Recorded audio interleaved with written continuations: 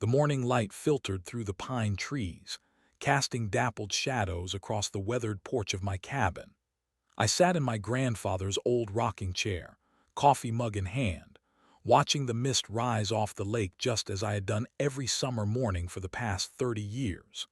This place was more than just a structure of wood and stone. It was the physical embodiment of my family history, built by my grandfather Robert in 1962, when this entire area was nothing but untouched wilderness. I can still remember him telling stories of how he selected each log, carefully stripping the bark and treating the wood to withstand decades of harsh weather. "Build something right, and it will outlast you," he would say, his calloused hands guiding my small ones as we repaired the dock together during those childhood summers. The cabin stood as a testament to his craftsmanship, simple, functional, and in perfect harmony with the natural surroundings. The lake stretched out before me, its surface now reflecting the morning sun. To my right stood the old boathouse where grandfather taught me to fish, and beyond that, the small beach where I learned to swim. Every inch of this property held memories that formed the foundation of who I had become. After my parents passed away 5 years ago, this cabin became my permanent home, a decision that felt like returning to my true self after decades in the city. The serenity I had always associated with this place began changing 3 years ago. What started as a small cluster of vacation homes on the opposite shore had steadily expanded into a full-blown luxury development.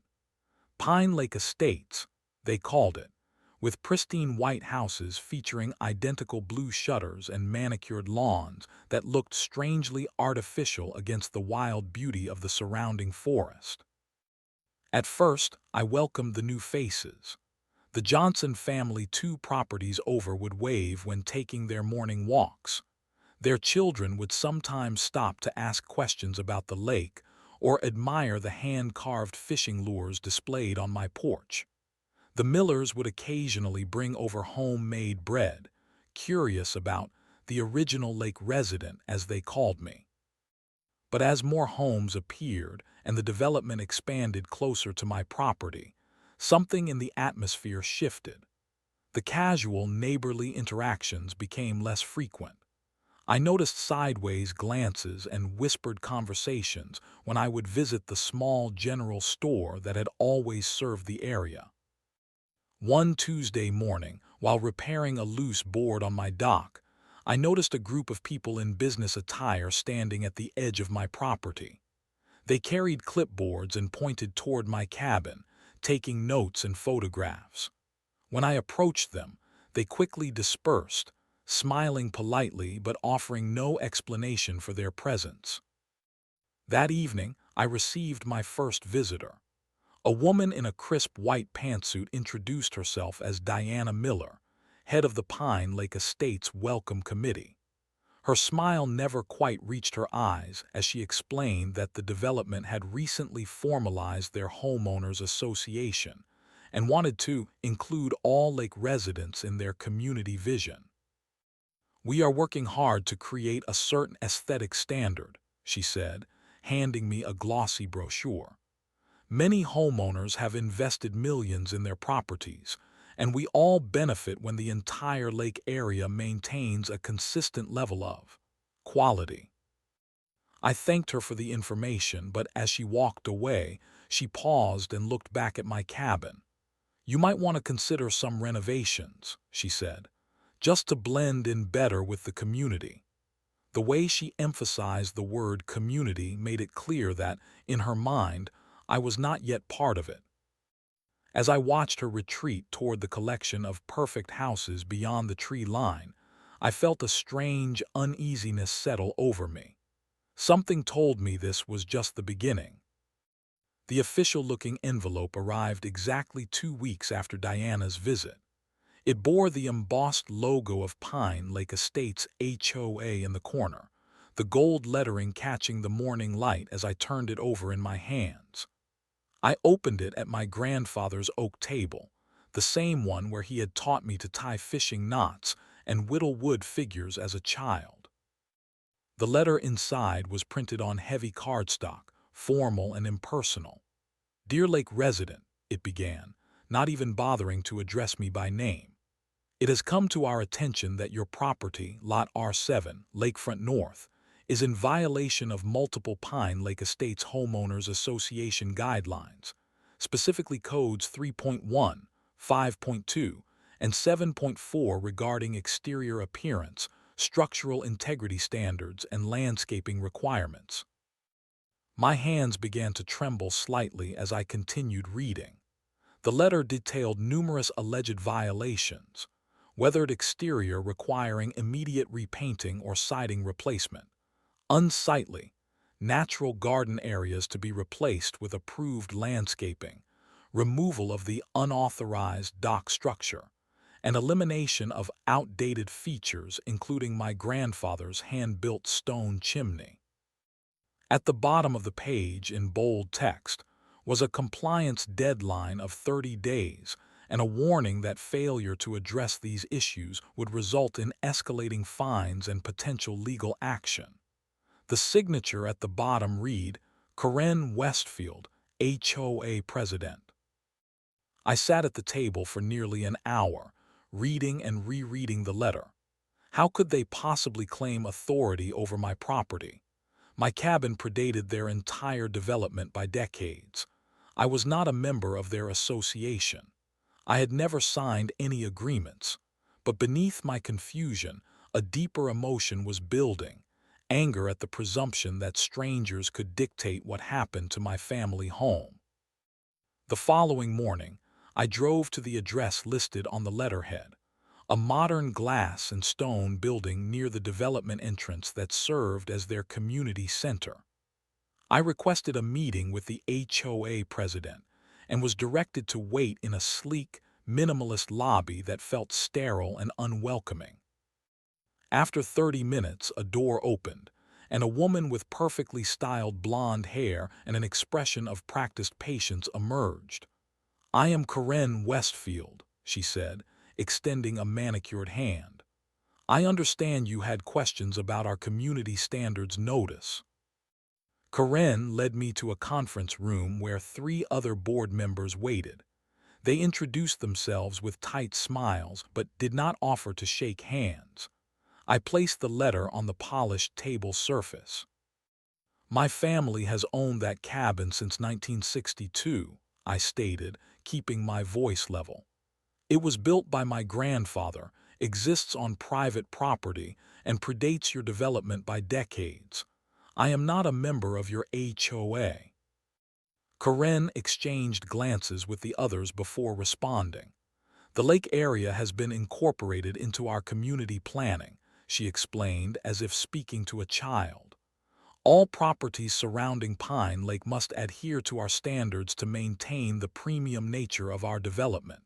Your structure severely impacts neighboring property values." "That structure is my home," I replied, "and it has historical significance to this area. My grandfather was one of the first." "Historical significance," Corinne interrupted with a small laugh. "Perhaps in a personal sense, but not in any way that matters to property valuation. Pine Lake Estates represents over $200 million in real estate investment. We cannot allow one outdated cabin to diminish that value." I tried a different approach. "I understand aesthetic concerns, but surely some compromise could be reached that respects the original character of the—" "The board has made its decision," another member interjected. "The standards must be uniformly applied." As the meeting continued, I noticed a large site plan mounted on the wall. Moving closer to examine it, I saw something that made my blood run cold. The entire lake was marked with blue boundaries labeled Pine Lake Estates Community Amenity, Members Only Access. "Are you planning to restrict lake access?" I asked, pointing to the map. Corinne stood and smoothly turned the conversation. "We should wrap up for today. The notice details the required changes. We expect compliance within the time frame provided." As I turned to leave, feeling dismissed and increasingly concerned, Karen added, "Oh, and we will be installing access control points for the lake next month. Residents will receive electronic key cards. You are welcome to apply for guest privileges once your property meets community standards." Walking back to my truck, I felt a strange mixture of humiliation and determination. They were not just attacking my home, they were attempting to claim the lake itself, the very heart of what made this place special. That night, sitting on my dock watching the sunset reflect on the water, I made a promise to myself. I would not let them erase my grandfather's legacy without a fight.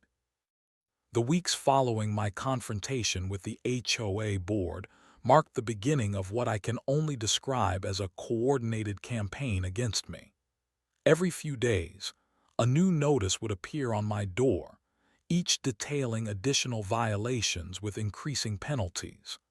The friendly neighbors who once stopped to chat now hurried past with averted eyes, as if my presence had become shameful or contagious. One morning, I found an orange violation tag attached to my old rowboat that had been tied to my dock for years. "Unauthorized watercraft storage, $150 fine," it read.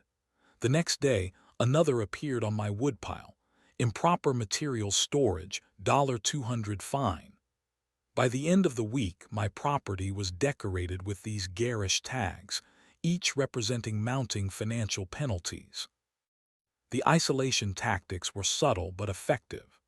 I overheard a neighbor explaining to their visiting family that they were not supposed to engage with non-compliant residents, according to new community guidelines.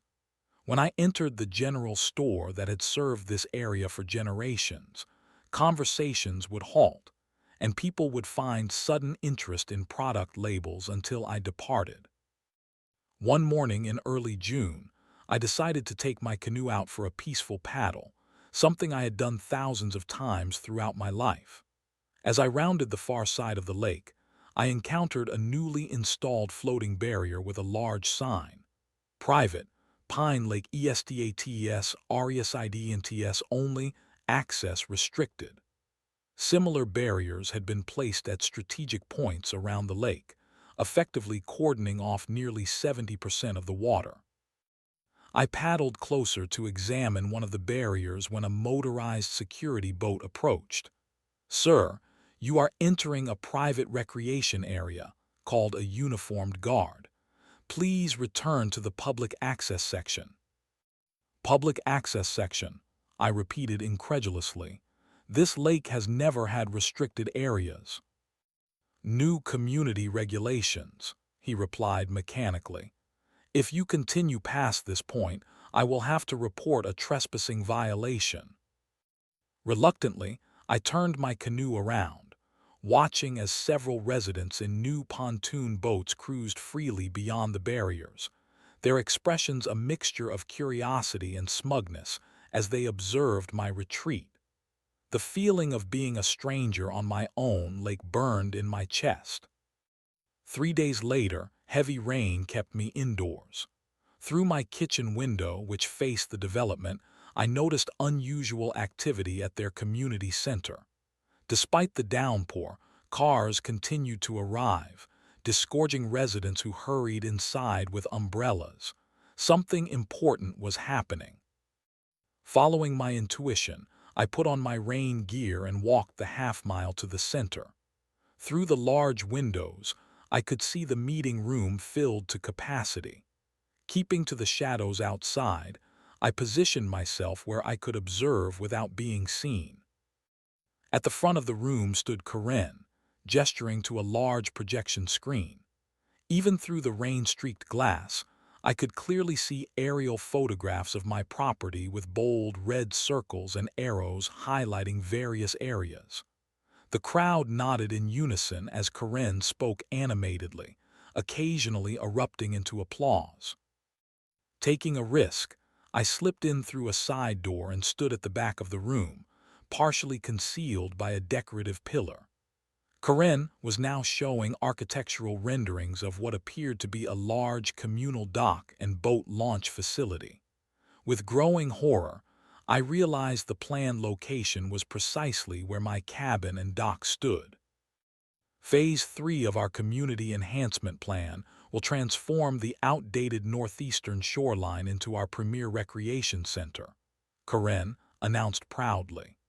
With boat slips for 30 vessels, a swimming platform and waterfront pavilion, this facility will add an estimated 15% value increase to all lakefront properties.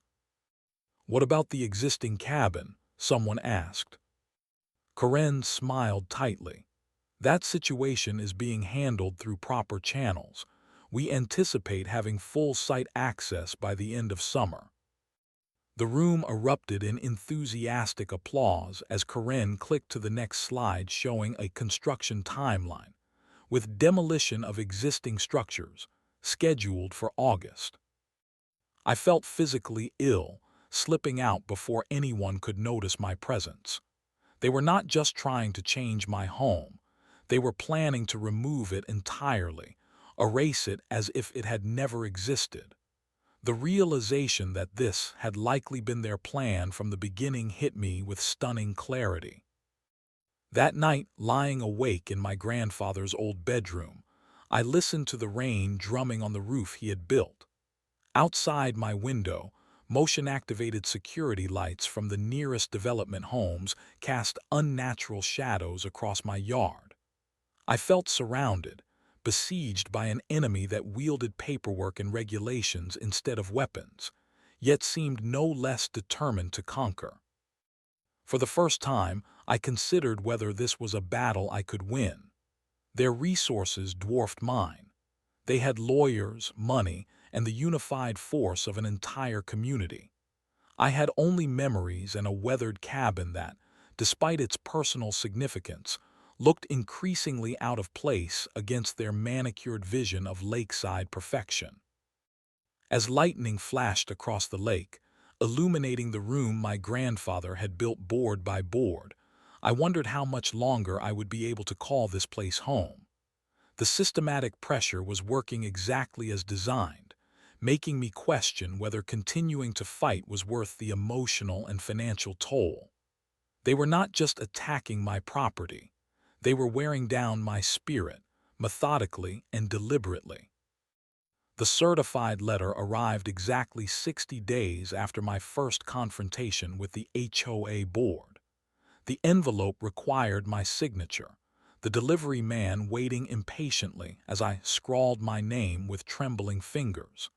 Something about the official nature of the delivery filled me with dread even before I broke the seal. Inside was a formal legal notice, not from the HOA this time, but from Westlake County Superior Court. The document stated that the Pine Lake Estates Homeowners Association had filed for a declaration of non-conforming structure against my property, citing violations of county zoning ordinances that had been updated when the development was approved 3 years prior. At the bottom, in stark black text, was the court's preliminary ruling. The structure located at Lakefront North, Lot R7, has been designated for mandatory removal within 30 days from receipt of this notice. Failure to comply will result in forced demolition, with all costs assessed to the property owner. My legs gave way as I sank into the nearest chair. 30 days. 1 month to dismantle not just a physical structure, but the only connection I had left to my family history. I stared at the paper until the words blurred, unable to comprehend how this could be happening. That evening, I drove to the small town 20 miles away to purchase groceries, needing to escape the cabin and clear my head. When I returned 3 hours later, I knew immediately that something was wrong. The front door stood slightly ajar, though I was certain I had locked it. Inside, glass crunched under my feet. The framed family photographs that had lined the hallway lay shattered on the floor. Moving cautiously through the cabin, I discovered more damage. Furniture overturned, cabinet doors hanging open, and most disturbing of all, spray painted across my grandfather's hand-built stone fireplace were the words, "Progress is inevitable." My security camera had captured everything. 3 men in pressed slacks and polo shirts bearing the Pine Lake Estates logo had entered my property. 2 kept watch, while the third methodically photographed every room before they collectively created the damage I now surveyed. Their actions were deliberate, methodical, not random vandalism but calculated intimidation. The following morning, I drove directly to the community center, rage and grief fueling my determination. I burst into Corinne's office without waiting for permission, placing my tablet on her desk and playing the security footage without a word. She watched impassively, her expression changing only slightly when she recognized the men in the video. When the footage ended, she closed the tablet cover and slid it back toward me. "Breaking and entering is a serious crime," I said, my voice barely controlled. "Not to mention destruction of property." "So is falsifying evidence," Corinne replied coldly. "That video could easily be doctored. Besides, those men were conducting a county-approved inspection of a condemned structure." "In what world does inspection include vandalism?"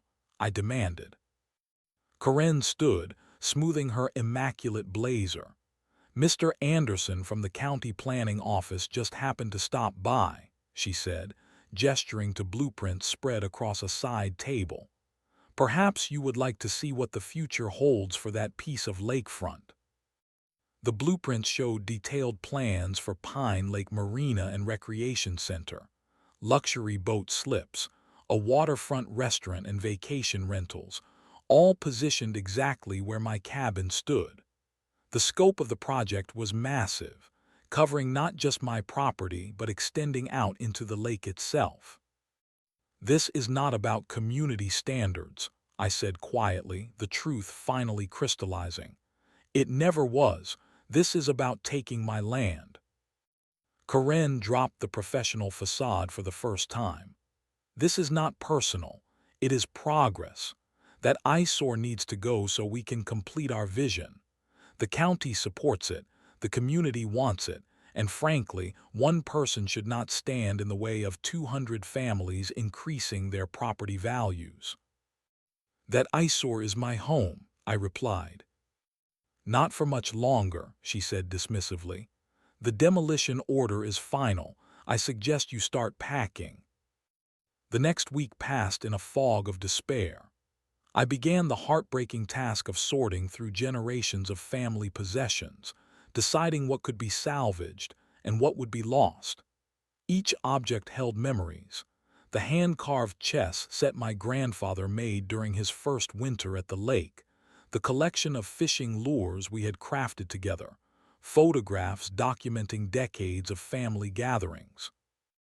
On the 7th day, exhausted from both physical and emotional labor, I climbed to the cabin's small attic to begin clearing the final storage area.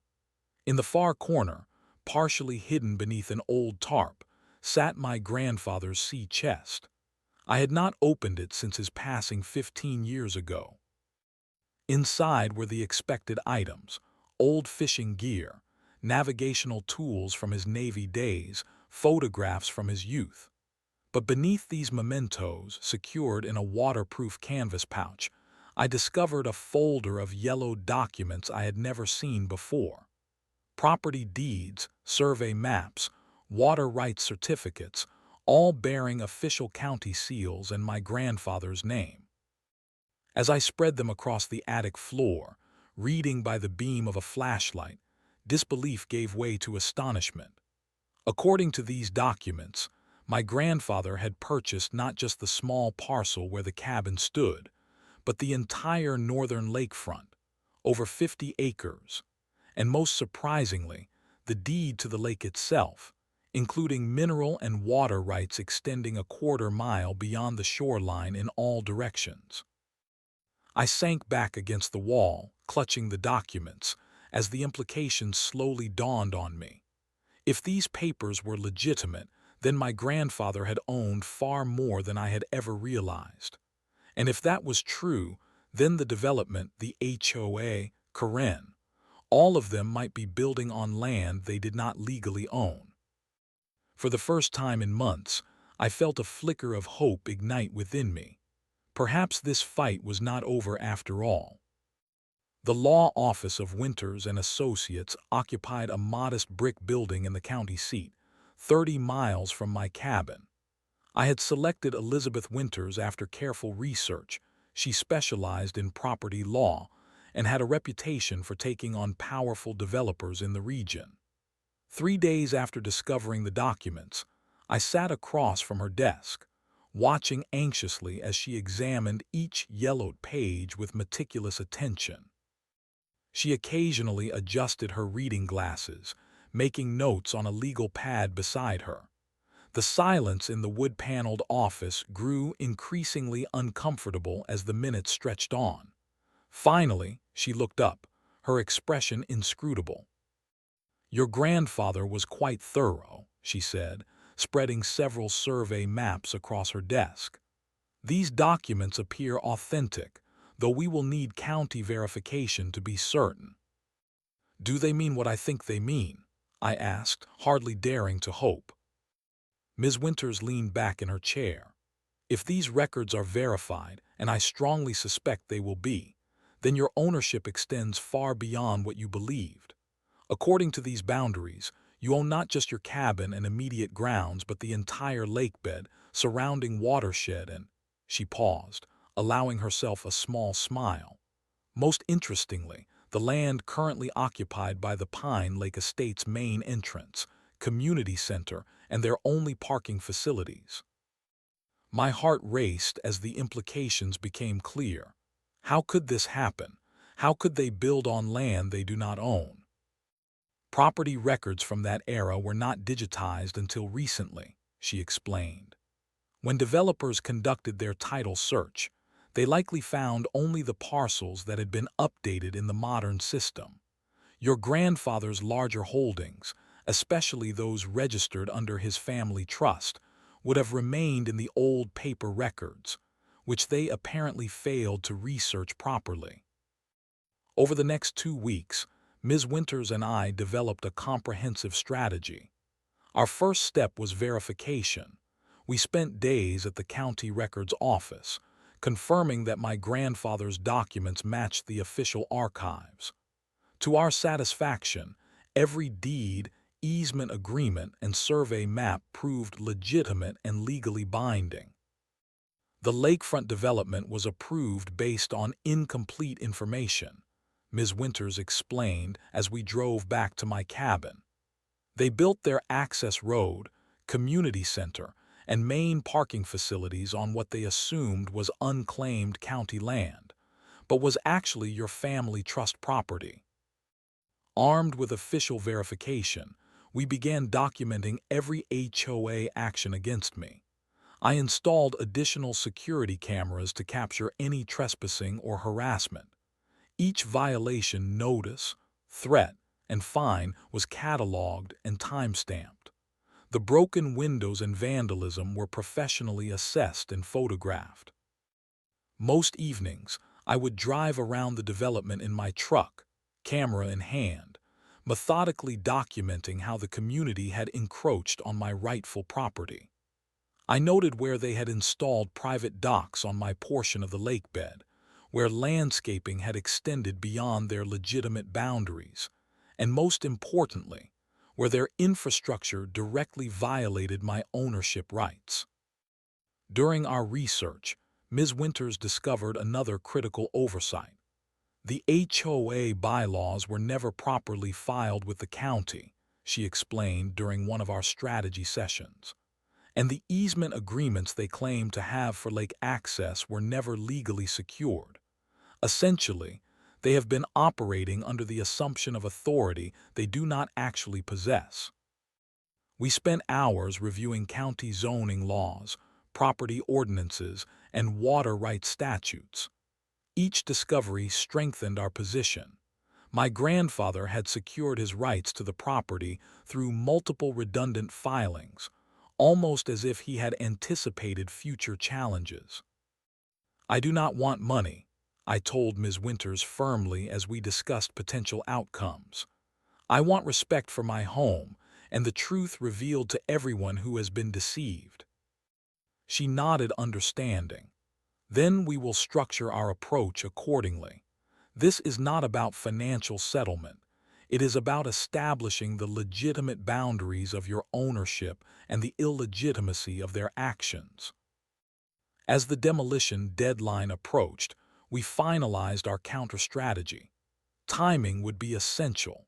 Rather than confronting the HOA immediately, we would wait until the last possible moment, maximizing the impact and preventing them from developing countermeasures.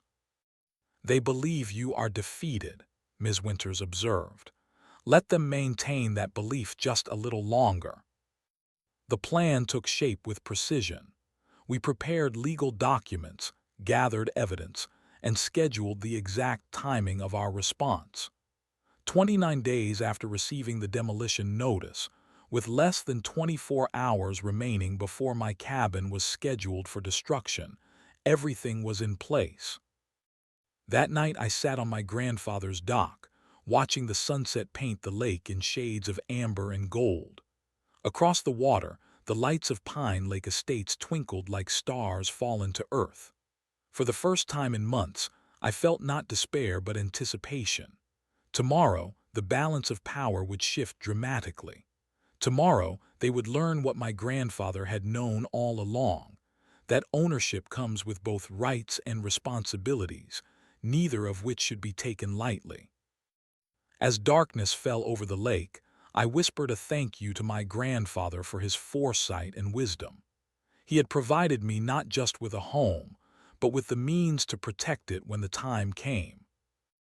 At precisely 8:00 a.m., 29 days after I received the demolition notice, Operation Reclamation began. A fleet of courier vehicles departed from Ms. Winters' law office, each carrying identical legal packages addressed to individual HOA board members. Simultaneously, a team of contractors arrived at my property with materials I had secretly stockpiled over the previous week. By 8:30 a.m., concrete barriers were being installed at strategic locations around the perimeter of what the documentation confirmed was my legitimate property, including the entrance to the Pine Lake Estates main parking lot and community center access road. Professional-grade, private property. No trespassing signs were mounted every 50 feet, each bearing the official seal of the county recorder's office and reference numbers to the corresponding property deeds. I observed from a distance as confused residents approached the barriers, finding themselves unable to access facilities they had taken for granted. Security guards hired by Ms. Winters politely but firmly redirected traffic, providing each driver with a single-page explanation of the property boundaries and ownership rights. My phone rang at 9:15 a.m.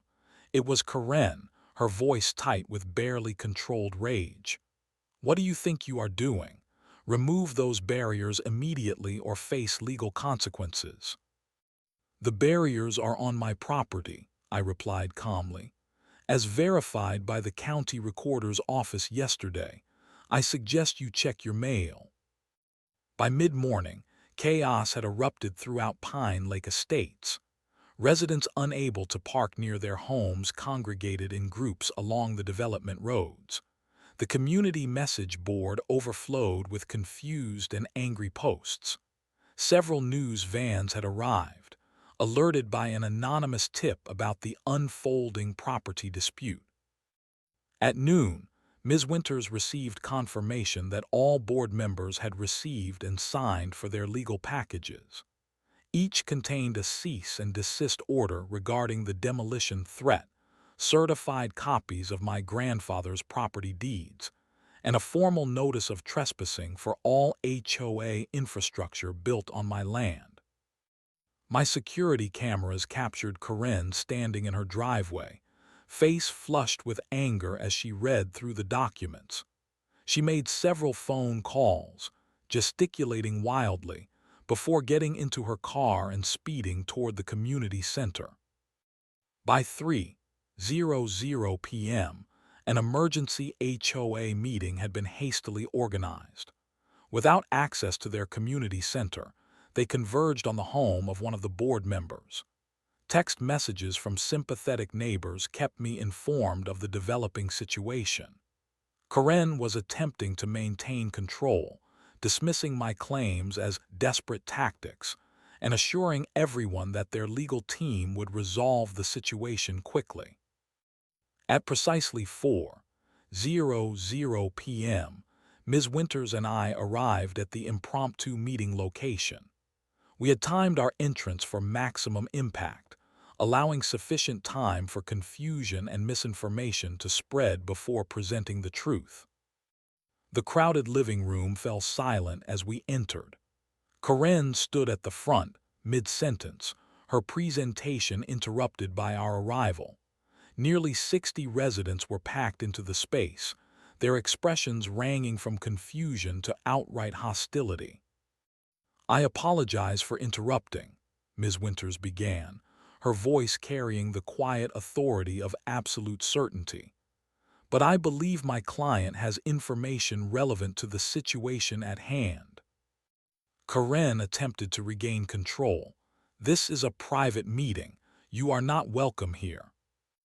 "Actually," Ms. Winters replied, connecting her laptop to the television mounted on the wall, "given that this meeting concerns property my client legally owns, his presence is not only appropriate but necessary."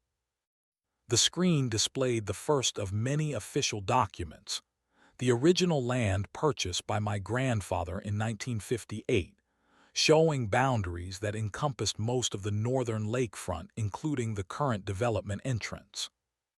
"These records have been verified by the county assessor and recorder's offices," Ms. Winters explained, methodically displaying each document. "They establish that my client's ownership rights predate and supersede Pine Lake Estate's claims by more than 6 decades. As she proceeded through the presentation, I watched Corinne's expression transform from dismissive to horrified. The property maps clearly illustrated how the development had built critical infrastructure on land that legally belonged to me. More damning still were the water rights certificates proving my ownership of the lake itself, a fact that invalidated their lake access control measures completely. When Corinne attempted to interrupt with threats of counter-litigation, Ms. Winters calmly switched to video evidence of the trespassing and vandalism committed by HOA representatives. The residents' attention shifted from me to their leadership, murmurs of concern rippling through the crowd. "Additionally," Ms. Winters continued, "we have documented numerous violations of county regulations, including improper filing of HOA bylaws, fraudulent claims of easement rights, and harassment constituting constructive eviction. Each of these actions is actionable under state law." A middle-aged man in the front row stood up. "Are you saying our HOA has been operating illegally?" "Not just operating illegally," I replied, speaking directly to the residents for the first time. "They have been actively deceiving you. The lake access they promised you was never legally theirs to give. The community center and parking facilities were built on my property without permission, and they attempted to force me from my home through systematic harassment and ultimately the threat of demolition." The room erupted in overlapping conversations. Corinne attempted to restore order, but her authority had visibly crumbled. Another board member approached her, whispering urgently in her ear as he pointed to specific documents projected on the screen.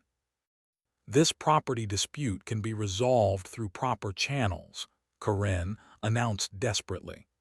"The development has significant legal resources, and we will challenge these alleged claims." Ms. Winters smiled slightly. "You are welcome to challenge county-verified property records established over 60 years ago. However, in the meantime, my client has the legal right to control access to his property, which includes your parking facilities, community center location, and the lake itself." A woman near the back of the room stood up. "I paid a premium for my lot specifically because of the lake access and amenities. Are you saying those rights were never legitimate?" "Unfortunately, yes," Ms. Winters replied. "You may have legal recourse against the development company and HOA board for misrepresentation, but the property boundaries are quite clear." As the implications rippled through the room, Karen's composure finally shattered. "This is extortion. You are holding our community hostage." "No," I said quietly, but firmly enough that the room fell silent. "I am reclaiming what has always been mine after you attempted to take what was never yours. There is a significant difference." By the meeting's end, the atmosphere had transformed completely. The residents' anger had redirected from me to their own leadership, whose deception now stood exposed. As we prepared to leave, several homeowners approached with questions about how this would affect their properties and what solutions might be possible moving forward. Outside, the setting sun cast long shadows across the development as residents dispersed in subdued groups, the community's confidence visibly shaken. The balance of power had shifted dramatically in the space of a single day. For the first time since this conflict began, I walked with my head held high, no longer the besieged defender but the rightful owner reclaiming what was always mine. The transformation that occurred over the next 3 months was remarkable. Within a week of our revelations, Karen Westfield and 3 other board members submitted their resignations. The community elected new leadership focused on resolution rather than confrontation, with Thomas Johnson, one of the few neighbors who had always been cordial, serving as interim president. The first official communication I received from the new board was not a violation notice but a formal letter of apology, acknowledging the harassment campaign and expressing the community's desire to establish a respectful relationship moving forward. The difference in tone was striking. Gone was the condescending corporate language, replaced by genuine human communication. Ms. Winters and I worked with the new board to develop fair terms for the land use issues. Rather than demanding immediate removal of all structures on my property, we negotiated reasonable easements for access roads and parking facilities. In exchange, the HOA formally recognized my cabin's historical significance and my absolute right to maintain its original character without conforming to their aesthetic guidelines. "We need to approach this as neighbors, not adversaries," Thomas explained during one negotiation session. "The previous board lost sight of what community actually means." The lake access issue required more detailed consideration. While I legally owned the lake bed and surrounding shoreline, I had no desire to restrict reasonable recreational use. We established clear guidelines that balanced privacy with access. Residents could enjoy the lake for swimming and boating, but certain areas around my cabin remained private, marked with modest, unobtrusive signs. Most surprisingly, several residents approached me individually to offer assistance in repairing the damage done to my property by the previous board's supporters. What began as a few volunteers expanded into a community workday, with over 30 Pine Lake residents helping to restore my vandalized fireplace, replace broken windows, and repair damaged portions of the dock.